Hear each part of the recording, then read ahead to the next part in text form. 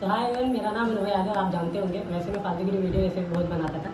आज कुछ स्पेशली आपके लिए लाया हूँ जो आपको बेनिफिट होगा। तो आप अगर टेक फील्ड से हैं तो गिटहब के बारे में जानते होंगे, तो उसी के बारे में मैं कुछ बताना चाहता हूँ। एक गिटहब ऑक्टनशिप करके एक मतलब उसी में एक इंटर्नशिप का प्रोग्राम होता है, गिटहब द्वारा ये ऑथराइज होता है। तो इसमें होता क्या है, देखिए जो गिटहब ऑक्टनशिप क्या है मैं इसको डिटेल्स में बताता हूँ आपको। कि एक प्रोग्राम है जहाँ स्टूडेंट स्पेशली जो टेक और ओपन सोर्स में इंटरेस्ट रखते हैं, इंटर्नशिप का अपॉर्चुनिटी मिलता है। ये इंटर्नशिप गिटहब पर होस्ट किया गया ओपन सोर्स प्रोजेक्ट और कंपनी के साथ होती है। इसमें फोकस की जाती है स्टूडेंट के real world open source project में काम करने के एक्सपीरियंस मिलता है और कंपनीज़ को टैलेंट इंटर्न मिल सके जो डायरेक्टली उनके प्रोजेक्ट में कंट्रीब्यूट कर सके। अब ये बात करेंगे कि ये कैसे काम करता है, काम कैसे करता है ये, मतलब अगर स्टूडेंट अगर अप्लाई करना चाहे तो कैसे करे।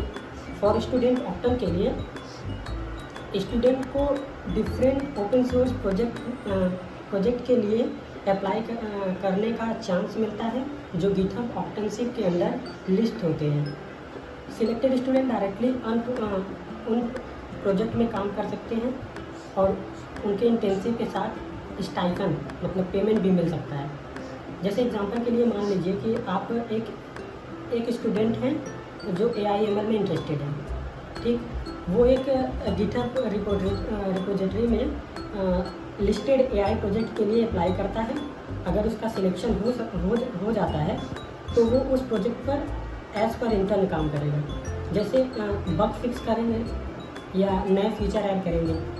ये आपको एक प्रोग्रामिंग लैंग्वेजेस में कमांड होनी चाहिए आपको, तभी आप अच्छा। ज़रूरी नहीं है आप AIML से इंटरेस्टेड हो, आप और दूसरी चीज़ों से भी हो सकते हैं। For company and organisations, company जो ओपन सोर्स प्रोजेक्ट मैनेज कराती है वो अपने प्रोजेक्ट को ऑक्टन प्रोग्राम के अंडर होस्ट कर सकती है। ये कंपनी स्टूडेंट के एज इंटर्न सिलेक्ट करती है जो उनके प्रोजेक्ट में काम करते हैं।